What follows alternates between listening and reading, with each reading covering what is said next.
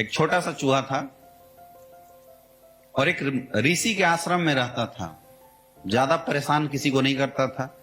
तो ऋषि महर्षि का उसके साथ बड़ा अच्छा लगाव हो गया था चूहे का।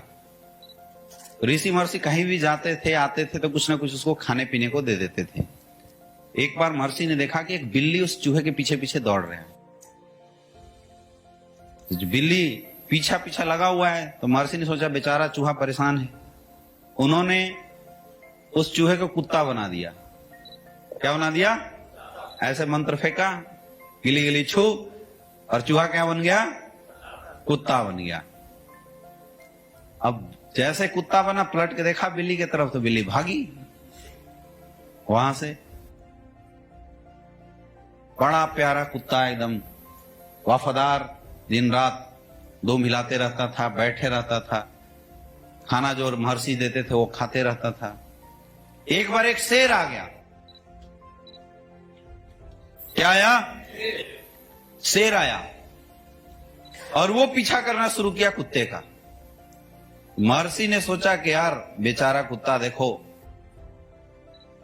परेशान है। उन्होंने तुरंत मंत्र फूका और उसको भी और ताकतवर शेर बना दिया, सवा शेर बना दिया। अब जैसे उछला उधर से शेर बना, पलट के जब दहाड़ मारा तो जंगल का शेर था बिल्कुल थर्रा गया।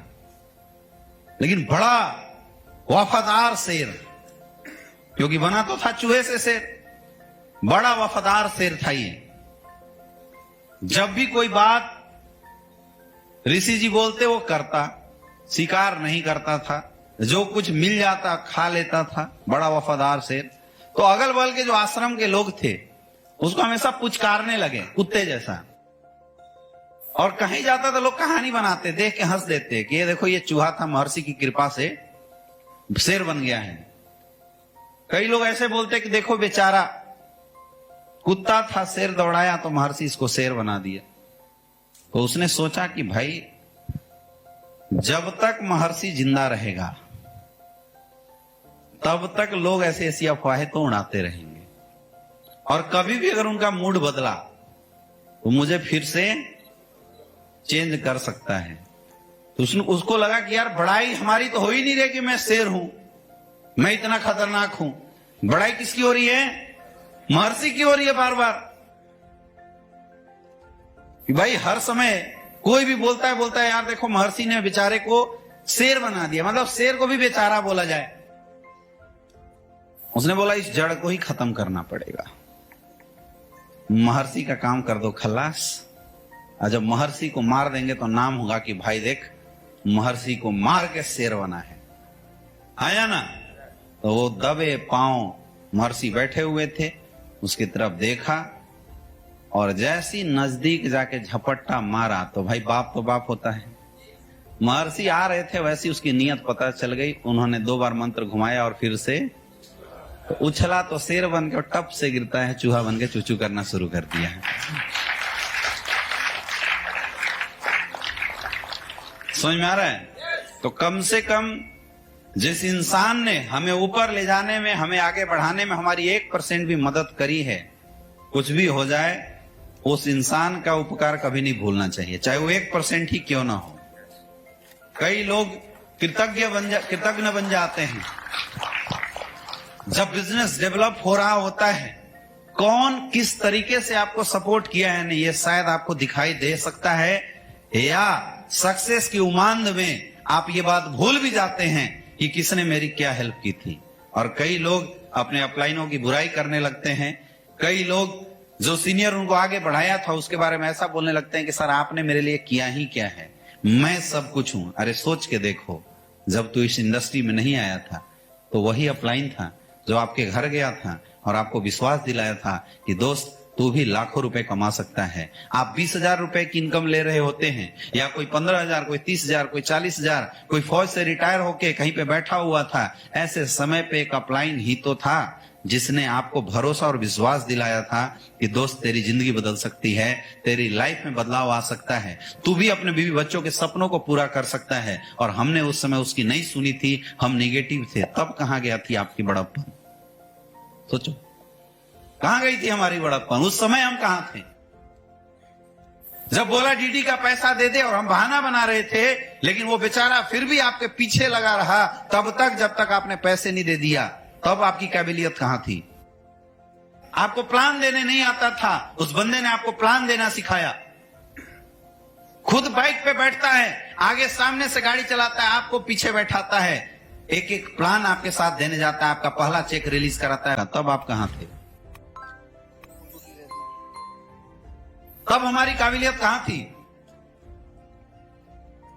और धीरे धीरे करके जब हम बिजनेस सीखना शुरू कर देते हैं, धीरे धीरे करके जब हमारा बिजनेस डेवलप होना शुरू करता है, हम लाखों रुपए कमाना शुरू कर देते हैं, तब हमारी ईगो आती है और तब हमें समझ में आता है कि मेरे अपलाइन ने मेरे लिए कुछ नहीं किया। उससे पहले कहां थे? समझ में आ रहा है दोस्तों? आप में से बहुत सारे ऐसे लोग हैं जो शायद जिंदगी में कभी इस एहसास को भूल जाते होंगे और कई गलतियां कर जाते हैं। यही सबसे बड़ी गलती है हमारी। इस एहसास को कभी मत भूलना, क्योंकि मैं आपको फिर बता रहा हूं, टेढ़ा है पर मेरा है। चाहे कैसा भी हो, जिस इंसान ने आपको बनाया है ना, वो इंसान जिंदगी में कभी आपका विध्वंस नहीं कर सकता, बाकी दूसरे सब आपका फायदा उठाएंगे। लेकिन जिसने आपको बनाया है, जिसने आपको तैयार किया है, जिसने आपके साथ ग्राउंड में काम किया है, जो आपके साथ भाग रहा है, जो आपके लिए दिन रात खर्चा करता है, अगर आपका दुनिया में कोई भला कर सकता है, वही इंसान कर सकता है, और वो जस्ट आपका अपलाइन होता है।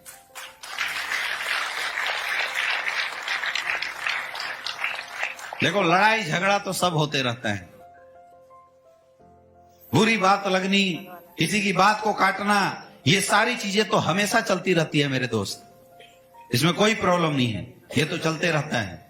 लेकिन जिंदगी में कभी भी उस इंसान के लिए प्रति एहसान फरामोश मत बन जाना जिसने आपको डेवलप करने में रत्ती भर का रोल दिया है।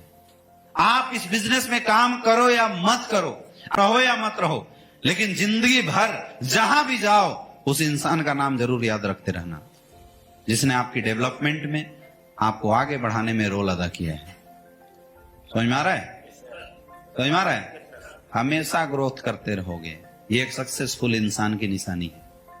इसी से आपके अंदर आध्यात्मिक भावना आती है। मैं हमेशा बोलता हूं, नेटवर्क मार्केटिंग इंडस्ट्री में लीडर बनने से पहले, अचीवर बनने से पहले एक अच्छा इंसान बनिए, क्योंकि लोग लीडरों के साथ नहीं, अच्छे इंसान के साथ जल्दी जुड़ना पसंद करते हैं।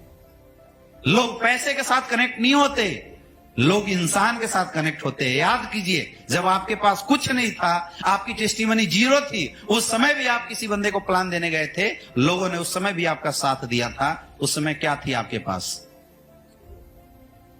आपकी अच्छी बातें, इंसानियत ही तो थी, जिसपे भरोसा किया था किसी ने। आज पैसा आ गया, आज आ गया, लाखों रुपए महीने की इनकम है, आज की बात छोड़ो। इसलिए मैं उन लोगों से सबसे ज्यादा प्यार करता हूं जो लोग शुरुआती दौर में मेरा साथ दिए थे, क्योंकि वो लोग मेरी सफलता को देख के नहीं, मुझे देख के आए थे। जो लोग आपके पैसे देख के आपके पीछे आएंगे, जब पैसे नहीं रहेंगे छोड़ के भाग सकते हैं, लेकिन जो लोग आपसे दिल से कनेक्टेड होंगे, वो लोग जिंदगी में कभी आपको छोड़ के नहीं जाने वाला।